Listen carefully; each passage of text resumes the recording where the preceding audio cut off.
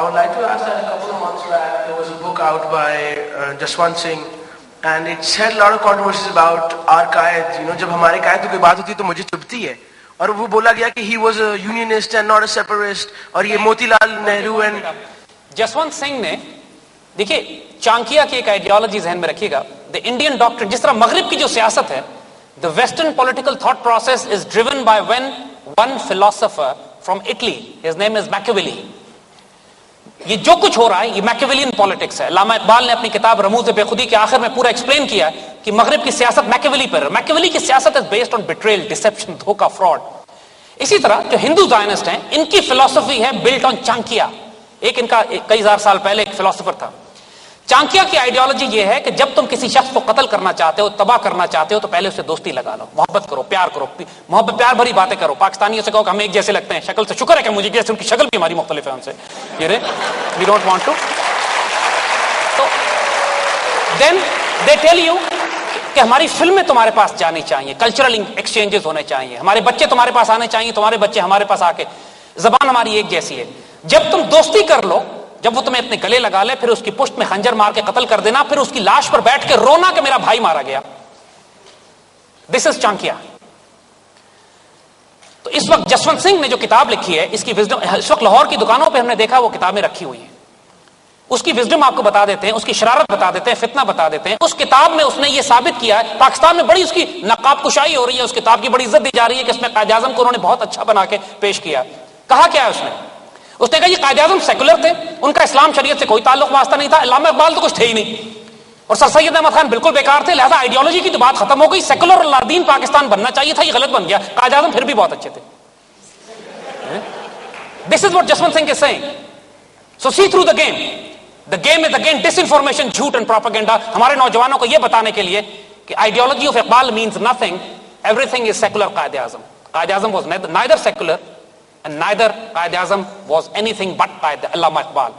قائد اعظم کو تیار کرنے والے was علامہ اقبال, اور علامہ اقبال کو قائد اعظم سے الگ کر کے نہ تو آپ اقبال کی آئیڈیالوجی سمجھ سکتے ہیں نہ قائد اعظم کی. Iqbal was the thought process and the brilliant executioner, the leader. ہماری قوم میں آپ کے بزنس سکولز میں بھی, آپ کی یونیورسٹیز میں بھی آپ کو یہ سکھایا جاتا ہے کہ آپ نے اچھے مینیجر کیسے بننا ہے. They don't teach you how to become good leaders. Leaders اور مینیجرز کا یہی فرق ہے کہ مینیجرز رولز کو فالو کرتے ہیں, لیڈرز رول کریٹ کرتے ہیں, لیڈرز رول لکھتے ہیں. علامہ اقبال کے پاس نوجوانوں کا ایک وفد آیا کہ جی ہم بڑی اعلیٰ تعلیم حاصل کر رہے ہیں, تو اقبال نے ان سے فیسینیٹنگ جواب دیا. See, this is the wisdom of a philosopher, visionary. علم حاصل بھی کرو اور علم پیدا بھی کرو. Be an original writer, be an original thinker. Be somebody who write books, be somebody who can give new ideas. اور یہی مرد آزاد اور مرد غلام کی ڈیفینیشن ہے. ہم آزاد ہوئے ہیں جغرافیکلی, فکری اور ذہنی طور پر آزاد نہیں ہوئے. اور اقبال کی سوچ اور فکر آپ کو یہی کرتی ہے, آپ کو مرد آزاد, بندہ آزاد بناتی ہے. اور بندہ آزاد جس کی زندگی کا مقصد ہوتا ہے, میری زندگی کا مقصد تیرے دین کی سرفرازی, میں اسی لیے مسلمان, میں اسی لیے نمازی. بیٹا اس کی ڈائمینشنز اور ہوتی ہیں, اس کی پرواز اور ہوتی ہے. اٹ از ناٹ پاسبل کہ چھوٹی سی چڑیا ایک شاہین کے جگر کو سمجھ سکے, بیکاز اس نے وہ فلائٹ ہی نہیں کی, اس کا ویژن ہی نہیں, اس ہائٹ پہ ہی نہیں گئی کبھی وہ دیکھنے کے لیے کہ وہاں کیا ہوتا ہے. اور سارے بچے جو آپ لوگ ہوں, اقبال آپ کو شاہین بچہ کہتا ہے. یو آر دی ایگلز, دا فالکنز. تو شاہین ہے, بسیرا کر پہاڑوں کی چٹانوں پہ رف آؤٹ کرو اس کو. Don't look for easy life, there is no easy life. کیونکہ اگر تم یہ سمجھتے ہو کہ نوکری کر کے میں بغیر رف آؤٹ کیے 40-50 ہزار روپے کی مجھے جاب مل جائے گی, then by God you will remain a slave all your life.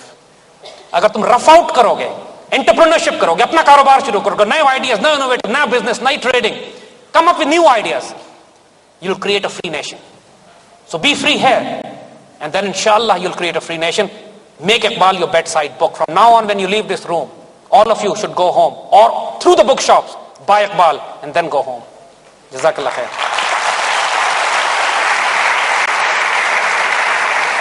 My question is about Ghazwatul Hind.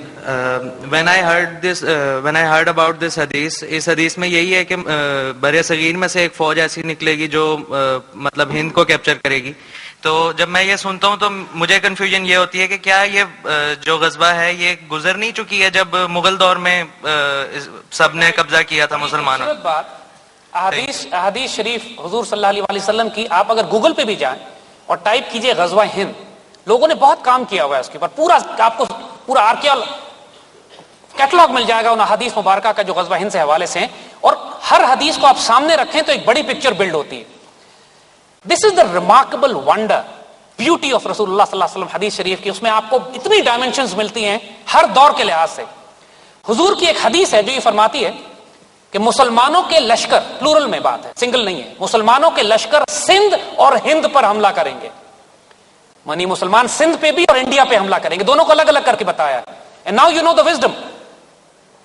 محمد بن قاسم نے سندھ پر حملہ کیا تھا, اور باقی آنے والے جو مسلمانوں کے فلینکنگ لشکر ہیں کہ جو خیبر سے داخل ہوئے تھے, یہ وہ لشکر ہیں جو انڈیا پر اٹیک کرتے چلے آئے. ہم نے عرب کے علماء سے, اسکالرز سے بات کی ان حدیث کے اوپر, and they all said the same thing کہ ہمارا خیال ہے یہ ماضی کی بات ہے, حدیث گزر چکی ہے. لیکن اسی حدیث مبارکہ میں جب ان سے ڈسکشن کی گئی تو they were stunned. They said we never noted this point کہ حدیث شریف میں یہ لکھا ہوا ہے کہ یہ مسلمانوں کے لشکر جب کیپچر کریں گے ہندوستان کو, اس کے بادشاہوں کو زنجیروں میں لپیٹ کر لائیں گے, اس کے بعد یہاں یہ ٹھہریں گے, اور اس کے بعد یہ واپس پلٹیں گے اور سیریا جائیں گے, شام جائیں گے, جہاں یہ یہودیوں سے لڑیں گے اور عیسیٰ علیہ السلام کی فوجوں میں شامل ہو جائیں گے. یہ ہونا ہے, ابھی ہوا نہیں ہے. جس فوجوں کی بات ہو رہی ہے, جو واقعات اس حدیث شریف میں بیان کیے جا رہے ہیں, وہ ہوئے نہیں ہیں, مستقبل کے واقعات ہیں. یہ حدیثیں بھی جب حدیث کی کتابوں میں لکھی گئی ہیں تو آخری زمانے کی حدیثوں میں ان کا ذکر کیا گیا ہے, اول زمانے کی حدیثوں میں ان کا ذکر نہیں کیا گیا. So یہ وہ ڈائمنشن ہے. 900 سال تک مسلمانوں نے, ہر مسلمان سیولائزیشن نے اپنی ملٹری اسٹریٹجی بلڈ کی کانسٹینٹینوپل کو کیپچر کرنے کے لیے, کہ حضور کی ایک حدیث تھی لتفتحن القسطنطنیہ فنعم الامیر امیرھا فنعم الجیش ذالک الجیش. کانسٹینٹینوپل لازماً کیپچر ہو جائے گا, اور جو فوج اس کو کیپچر کرے گی جنتی ہے, جو سلطان کیپچر کرے گا وہ جنتی ہے. اور اس حدیث کو پورا کرنے کے لیے حضرت ابو ایوب انصاری سے لے کر سلطان محمد فاتح تک لوگ قسطنطنیہ پر 900 سال حملے کرتے رہے.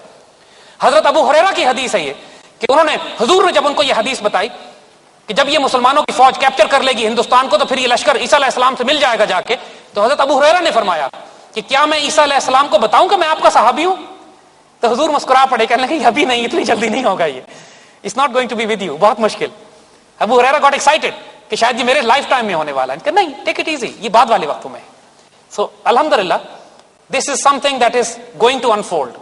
جتنی بھی انڈیا کے ساتھ ہمارے کانفلکٹس ہو رہے ہیں, انڈیا کے ساتھ جو تصادم ہے ہمارا, چاہے 48 کا ہو, چاہے 71 کا ہو, چاہے 62 کا ہو, 65 کا ہو, کارگل ہو, آج لو انٹینسٹی کانفلکٹ ان کے ساتھ ہو رہے ہیں, یہ تمام کے تمام کانفلکٹس اس بڑے غزوے کی تیاری ہے.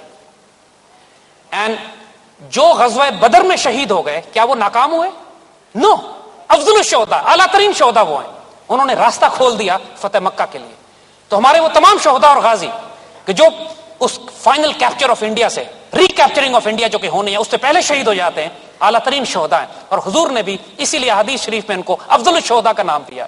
افضل الشہداء تو بدر والے ہیں. اور پھر یہ بات بھی لوگ بہت سارے سوال کرتے ہیں کہ یہ جو جنگ انڈیا کے ساتھ ہوگی, اس کو حضور نے غزوہ کیوں فرمایا؟ There is a wisdom in this. اس کے شہداء کو بدر کے شہداء کے برابر کہا گیا ہے, اس کے غازیوں کو, اس کے اجر کو ایک غزوے کے برابر رکھا گیا ہے. اور پلس اس کی اسپرچل ڈائمنشنز اور بھی ہیں, جس طرح نور الدین زنگی کی اس ملٹری ایکسپیڈیشن کی قیادت روحانی طور پر حضور نے فرمائی تھی, اس ریکیپچرنگ آف انڈیا کو بھی روحانی طور پر حضور صلی اللہ علیہ وسلم کی روحانی تائید ہوگی, جس کو ہم اپنے قومی ترانے میں پہلے لکھ چکے ہیں, سایہ خدا ذوالجلال. اینڈ دیٹ سایہ آپ کے اوپر ہے, صرف سر اٹھا کے اوپر دیکھیں, آپ دھوپ میں نہیں کھڑے ہوئے ہیں.